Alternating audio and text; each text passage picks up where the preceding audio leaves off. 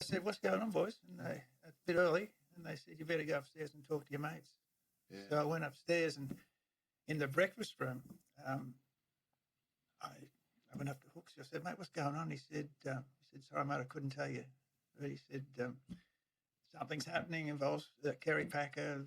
Yeah, we think that we can play for Australia and maybe play these other games as well." And he said, "I didn't know whether you're in or out." And he said, "Well, we didn't know who was in and who was out." So he said, "But I couldn't mention it."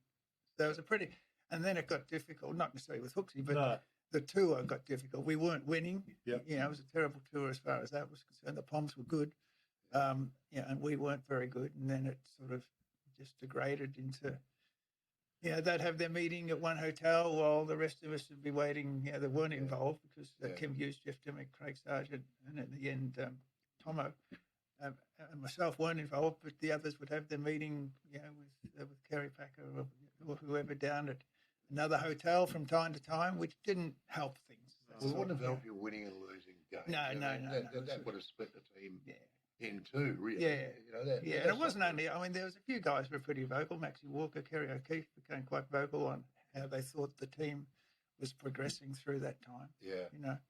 So it was pretty, it was an awkward time. And it would have been awkward too as well. You got to put a wedge through the group. Yeah.